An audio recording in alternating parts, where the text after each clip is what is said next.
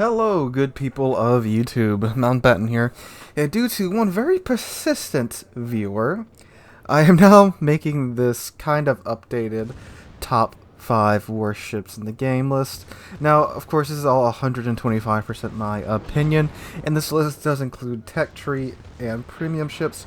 There are more premium ships on here than there are tech tree ships, just because, a tech tree ship, sure, it may suck, but you don't lose anything grinding to it or grinding through it.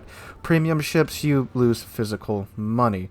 And, I mean, that's just a lose-lose any way that you cut it. Sure, you can maybe trade the thing in for some doubloons, or if Wargaming's feeling especially generous, you might be able to get a refund. And, premium ships, you get them to make money, to make credits in-game and make free XP, but just off the bat real quick, because I know we got a lot of new people on the channel and a lot of new players too.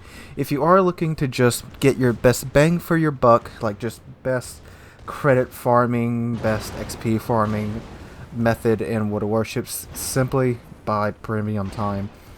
For the price of a tier 8 premium ship, you can buy premium time for I think 6 months, or if you play your cards right and buy premium time when World of Warships anniversary or Wargaming's anniversary events going on, you can get a year's worth of premium time for maybe $50, which is a little bit more than a tier 8 ship. So that's my recommendation to you guys that are looking for just an easy way to farm credits or farm XP. It's not through premium ships, it's through premium time.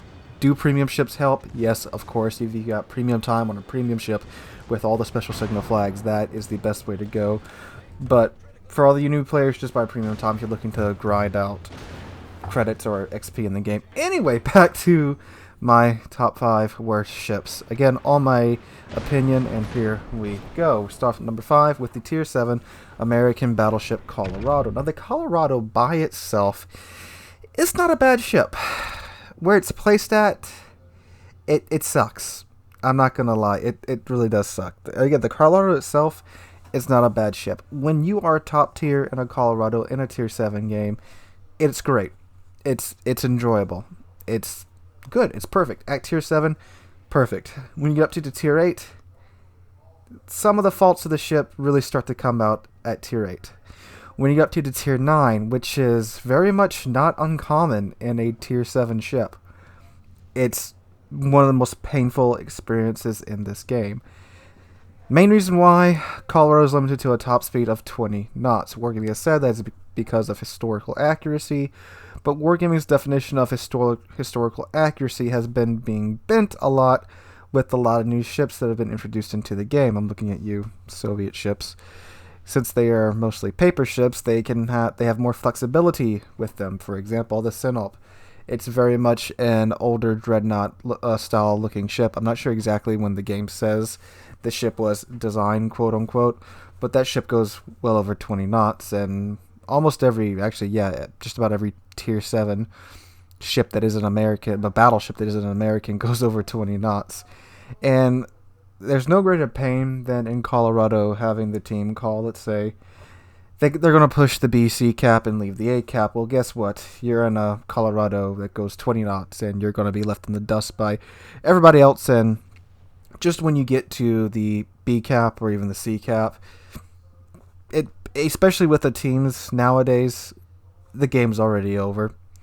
And yeah, if you do equip the spotter plane, you can get your guns in the fight. But again, when you're up to tier 9, 16-inch guns, they're really special at tier 7. When you're top tier, they're great.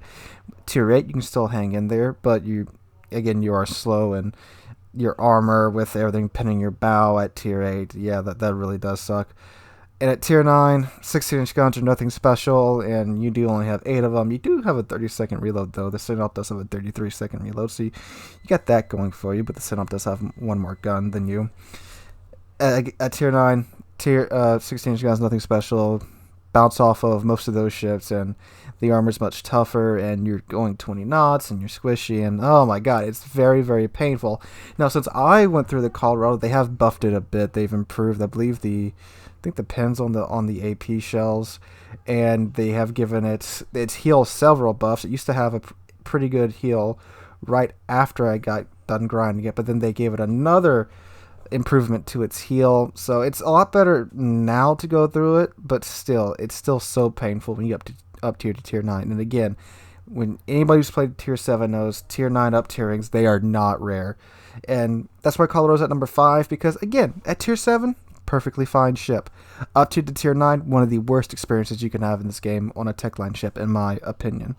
Alright, moving on to number 4. We have the tier 7 premium Japanese destroyer, the Adachi. So the Adachi, the ship that was just hyped to death when it was announced, because it's the Adachi and the what was its nickname? The Terror of the Solomons or something like that. But for its role in history, its famous charge, it is rightly hyped ship. But when it came out, it's trash. It's pretty trash. I'm not even a destroyer player, and I normally do not that great in destroyers in the first place. But Adachi, it's wow. It's bad. It's real bad. So it's a torpedo boat, so its guns are trash, and they're really, really, really garbage. By that I mean they have like a 8-second reload time, and the shells are very lethargic, and it's not that great at starting fires. Plus you have a 8-second or 8 or 7-second reload time. It's eternity in destroyer reload times. And its torpedoes, sure, they have a range of 12 kilometers, which is pretty decent by tier 7 standards. But it doesn't help that they can be seen from Mars. They have a detection range of 2 kilometers. And just about every tier 7 ship is perfectly capable of dodging torpedoes that have been detected 2 kilometers out. Sure, some of the battleships may have a bit of a hard time, but if the players are paying attention, they can easily mitigate and dodge the torpedoes. And everything else about the ship, it's not that great. I mean, its main methods of dealing damage, its guns and its torpedoes, are pretty not great. So the rest of the ship doesn't really matter when you can't really perform that well in it. Plus the torpedo angles are really bad. It's got you pretty much have to show broadside to dump any torpedoes. So if something does sneak up on you, you can't drop any emergency torps without showing them basically the full profile of your ship, and by then you're pretty much dead. And some people have said, well, it's a flanking torpedo ship, and I've tried that, and I've had mixed results. Again, I'm not that much of a destroyer player, but I've tried, and I don't do much better than I normally do either way. And plus, if there's a carrier in the game, you're just dead either way, because the A on this thing's atrocious. So Adachi, avoid it. Do not get it. Moving on to number 3, we have the tier 8 British heavy cruiser, the Cheshire, or Cheshire. I was told to say it like the Cheshire cat. I think it's Cheshire. Whatever. Forgive me, British people, for saying it wrong. So the Cheshire is a well, it's pretty much the tech line tier 8 British heavy cruiser Albemarle, my bad. But it has the guns of the Goliath, and at first you may think, oh, that's pretty good. It's got tier 10 guns. Yeah, where it's only got 6 of them with a 12-second reload time. So you are upgunning but downgunning at the same time, because you have less guns, way less guns than the Albemarle, and yeah, it's not good. it's not. So for the bigger guns, you only have 6 shells, and they have a decent chance of starting a fire, but still 6 shells with a 12-second reload time on a heavy cruiser.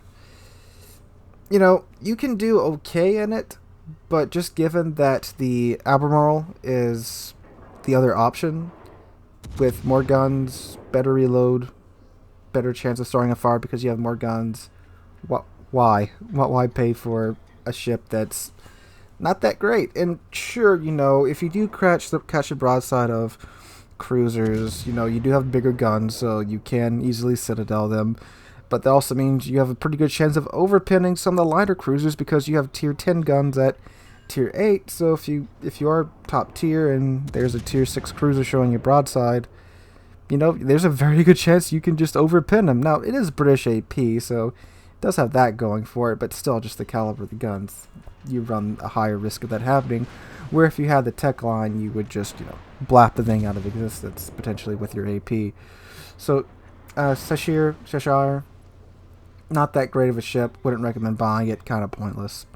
Moving on to number 2, we have the Tier 8 Premium British Aircraft Carrier, the Indomitable, the carrier that removed the Graf Zeppelin for being the worst carrier in the game. So the Indomitable, it's just a big old bucket of wow. How did this get out of testing? So the way the Indomitable works is you only have 2 squadrons, alright? Both have a very small number of planes. And the gimmick is supposed to be the planes are fast, so, you know, ideally you won't lose many planes. And that is true if you keep the throttle down and don't fly over just a death ball of AA. You won't lose many planes, but at the same time, you only have 2 squadrons. So if you mess up, you are completely boned. And this is very much a damage over time carrier. That's not to say other carriers aren't damage over time. Carriers have definitely shifted to more damage over time rather than pure alpha, which isn't necessarily a bad thing, but the Indomitable is just so much DOT. You gotta set fires with your bombs, you gotta set fires with your rockets. You're dependent upon fires in order to do well in this ship. And it is pretty good at starting fires, but at the end of the day, it's just not that good because you only have, in the rocket plane squadron, which is your most planes in a squadron, you get 6 planes. That's it. 6 planes, 2 per attack run for 3 runs. Your carpet bombers, you only get 4 planes and 2 planes per run, so you only get 2 waves there. And again, they are fast, and if you dump your bombs, you get lucky, you can easily just continue that. But it's so unforgiving if you make a mistake in the Indomitable. And again, it's not like you have 1 rocket plane squadron and then 2 carpet bomber squadrons. If that was the setup, it would be a lot better of a ship, but it is not. And really, if you want to do well on the ship, you have to basically find a battleship that's wandered off by himself and just keep carpet bombing him. In order to get my damage numbers above like 90,000 in the Indomitable, I pretty much have to pick on a battleship the entire time with the carpet bombers. That's it. You're also lacking torpedoes, which means you cannot force ships to maneuver like you could with torpedoes. Torpedoes are a great motivator to make a ship turn in a direction that it doesn't want to turn. You can do that, get him out of position, and then open up his broadside to enemy ships. But you can't do that in Indomitable. Many ships will just eat the HE bombers because they do such little alpha, and then sure, you may start a fire or 2, but they'll damage combat or pop their heel. It's basically a flying flamethrower. That's all you got going for you, and it's not that good of a flamethrower. Alright, moving on to the number 1 warship in the game, in my opinion. The Tier 5 Techline British Light Cruiser Emerald.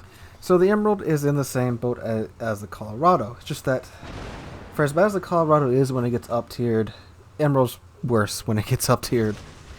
Because the Colorado, you know, it can still be a decent-ish battleship when it gets up-tiered to Tier 9. The Emerald tends to just explode when it gets up-tiered to Tier 7. That's because of its massive citadel. Now, the Emerald does get a heel and a smoke generator, but, I mean, when they have to give a Tier 5 ship a heel, that's not a good sign. That's really not. And it gets to keep the heel and the smoke generator. You would think that'd be a huge advantage. But it really feels like destroyers can citadel you when you're playing the Emerald. And plus, the gun arcs are kind of trash, and only having AP when you get up tiered, that sucks hard. Because, you know, you can't do that constant HE damage. Many ships, from battleships to cruisers, when they get up tiered to tier, let's just say tier 5 to tier 9, even if they're AP shells, which, especially for battleships, that's where you do most of your damage, even if they can't pin the targets well like they could if they were top tier, you can still resort back to HE, you know, get some HE pins, start some fires, do some good consistent damage. Emerald can't do that. And it's just, it was misery grinding through this thing. You know, I really lost a lot of my drive to complete the British light cruiser grind after the Emerald because it was just so soul-sucking. You know, and it's not even that fast. You know, 33 knots. I mean, Yeah, it sounds fast, but I mean, when you're playing it, it surely doesn't feel like that feel that fast. And I know that's British cruisers don't have that fantastic of acceleration anyway. But yeah, torpedoes also very short range, but they can be useful. I've had a decent luck with them, and I've managed to make them work for the most part. You know, and my thing with torpedoes is, you know, if you're in a ship with torpedoes, unless it's like a dedicated torpedo boat, don't try to use them. Even though in this clip I did try to use them, I got a little bit of a bloodlust for that DD in the opening part of this clip, so I broke my own rule there. And thankfully, the ships that were sitting in front of me apparently weren't paying attention. If they were paying attention, I would have died in an instant there, but they weren't paying attention or had crappy aim or a combination of the two. I managed to escape there. But anyway, guys, that's my top 5 worst ships in the game list. Again, all 127% my opinion. Let me know in the comments down below. What are your top 5 worst ships in the game? Do you agree with my list? Do you disagree with it? Let me know why in the comments down below. And if you enjoyed the video, guys, please like and subscribe and turn your notifications on. We are on our way to 10,000 subscribers. We are under 200 subs away from that goal, thanks to you guys. So, guys, hope you're staying safe and staying healthy during these very strange times. And hope to catch you guys in the next one.